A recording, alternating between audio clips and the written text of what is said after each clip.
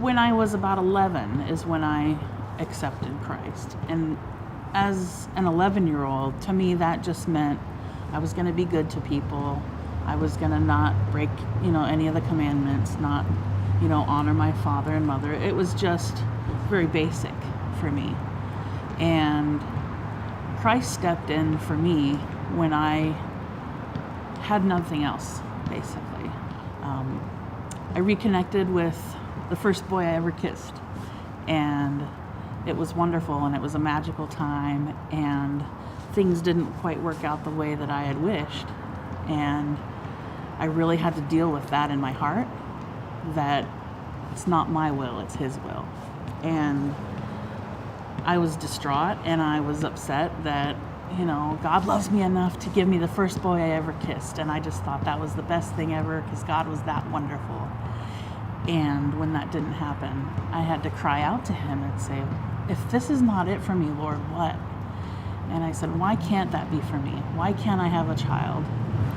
And, I was just crying out to him and praying and basically my face to the floor. Just, Lord, show me what else. If this is not it, what else? And he very clearly told me, you are the child that I've been waiting for. And that was just, the turning point where I said, there's so much more. There's so much more to Christ than just be good, treat each other good. And that's when I started walking with Christ, having a relationship with him. We have this picture of what our life is supposed to be like. Uh-huh. It's supposed to be a husband and a kid. It's supposed to be a career and, a lifestyle. It's, we have this picture of life and, the life that you want because we live in the world, because we want what society thinks we should have. We want the car, we want the husband, we want... So if the expectations are... It's the expectations are broken down. Okay. Yeah, the expectations are broken down because that might not be what he has planned for us. He might have us be a nomad that, never has a home. He might have us be a missionary that, I would break hearts if I had a husband and kids at home and I decided I want to go to Haiti and serve Christ there. That's just, it's just coming to the realization that what the world says we should have isn't necessarily what God has for us. For many, many years, struggled with depression and anxiety, and a lot of that came from shame, from being told that you can't do this, or your body doesn't fit in the norm, or your heart's too big, or you forgive too easily. And that's been stuff that over time I've had to set aside and say, no, it's okay that I was created this way. It's okay that I love people. It's okay that... The first experience with, having a vision, for me, it was like, oh, am I psychic? And I've had little subtle things happen throughout my life where I just know that I have to do something. Yeah. I know that I have to react in a way. Like reaching out to somebody or something like that? Well, just as an example, back in college, I was just driving home from work one day, and I just knew that I had to get home. I couldn't stop anywhere. I just had to go home. Just something in my head was saying, bicycle, bicycle, bicycle. And I didn't really understand why, but I had a sense of urgency to get home. Just get home, just get home. And I turned the corner in my neighborhood, and there was a little boy that had been hit by a car laying in the street on his bicycle. And it was like, it was the Holy Spirit. I mean, the more I learned about God and the Trinity, it was the Holy Spirit saying, hey, I need to use you real quick. Can you help out this kid? And I think dreams go along the same way, where the Holy Spirit uses those visions to show us what the next step is, or where we're going to be able to be Jesus's hands and feet. And so sometimes it's a word, sometimes it's a dream that I'll dream for hours, sometimes it's, something that if I'm worshiping, I have to stop and write down real quick. And I didn't really understand what it was, because like I said, the first, the worldly knowledge of having that vision or seeing something or predicting something is that you're psychic. But the more I learn about the Holy Spirit, it's looking back, it was him all along. You know, there was times where even I was 5 or 6 years old and just playing, having a good time, digging in the dirt, and I just have this overwhelming sadness.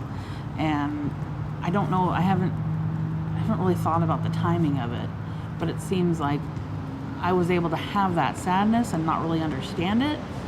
But then around that time is when my grandmother passed away. So it was almost like I was sensitive to it even when I was young. But I had to learn more about why that was happening to me before I could understand what it was. I didn't really understand the Trinity until I really got into the Bible and dug deep and kind of understood how it all worked together. Because it's like body, soul, spirit. Like God is the soul part, the body part is Jesus, and the spirit is the Holy Spirit. So that's how, you know, in pretty much any religion or beliefs, you have your soul, you have your spirit, and then you have your body. And that's kind of how I understand the Trinity to be was, well, even simpler terms, soul is your eternity. You're going to spend eternity with God. But while you're here on earth, you have your spirit to guide you. And that was huge, because I spent, like I was saying, I spent a lot of time being anxious and depressed. You know, this relationship didn't work out, or, you know, my college didn't work out, or, you know, you spend a lot of time, oh, what if I haven't spent my life on this earth the right way, you know, or, you know, there's birthdays where you say, oh, you know, I'm 30, I wish I was farther along at this point. And God's given me that peace of just be obedient and walk with me. I've got a plan, you know, and that's where the peace comes from. It has been 2 years now. It's been 2 years where I just, you know, laid it all out and said, Lord, I can't do this without you. You know, I can't struggle without you. Is this something that your parents recognize in you? Absolutely. Really? Yeah. Gave up my party life. You know, I don't abuse my body the way I used to. I don't abuse my mind the way I used to, because I know that God has a purpose for me. And I believe that to be true, instead of, you know, oh, you got a reason, there's a reason, or everything happens for a reason.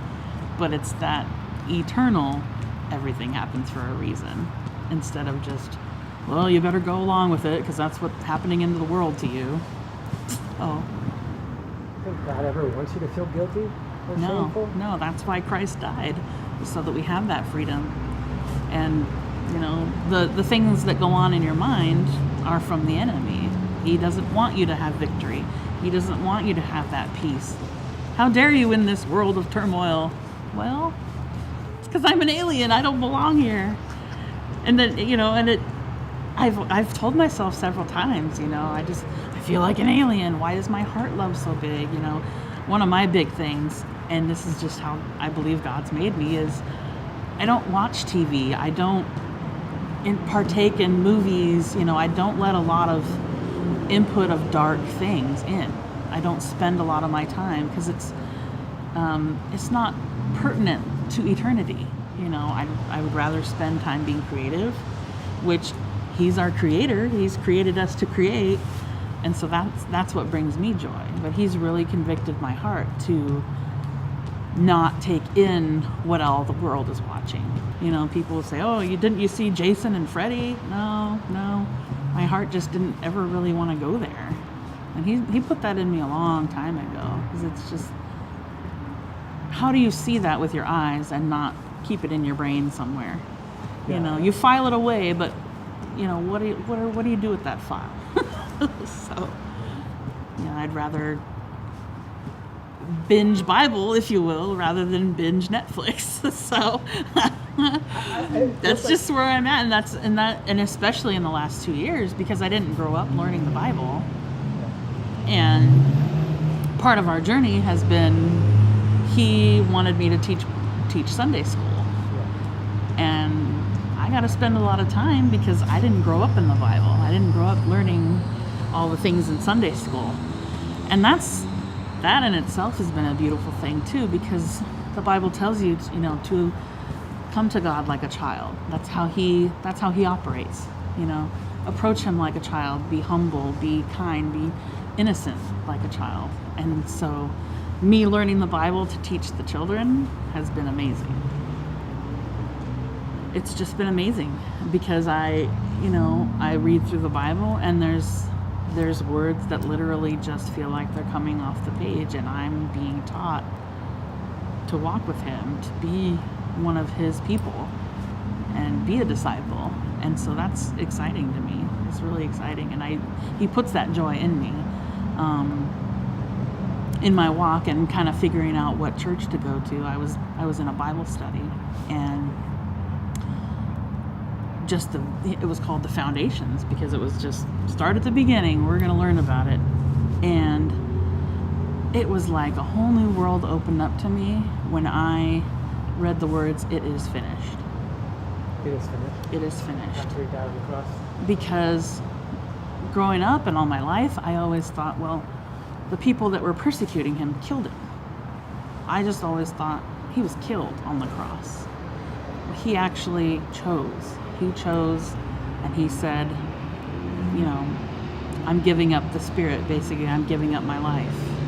And that it just came off the page like this. All along in my mind, I knew it was a sacrifice, but I didn't realize that it was his choice to give up the Holy Spirit. And so that was just wow to me. That was probably one of my biggest wow moments, because it was him saying that his work here was finished and he was going to return to the Father. And for that, wow. Signs and wonders. The Bible talks about signs and wonders. And the biggest sign and wonder, and this is before I was really walking close with God, was the night before brain surgery. Mm-hmm. I was living in Seattle, and I told my mom and my best friend that we were going to the top of the Space Needle, because if anything happens to me tomorrow on the table, I want to see the view one last time. And so, mom being all concerned, okay, but why? And I knew I wanted to go up there and just see the view. And we went to the top and took some pictures and just enjoying our time. And as we made the roundabout on the top of the Space Needle, there was a rainbow. And it just so happened to end at the hospital that I was going to have surgery at the next day. That was the end, yep. And pretty much the next day, I just felt like it's going to be all right. It was like God's promise for me that, it's going to be all right. You're going to make it through the storm. And in the Bible, I have placed my bow in the clouds to promise that I will never flood this earth again. And kind of since I've really been walking close with him, there's been lots of rainbows. So he's used rainbows quite a bit to just kind of show me, hey, it's going to be okay. It's going to be all right. And it's pretty powerful stuff. Pretty powerful stuff.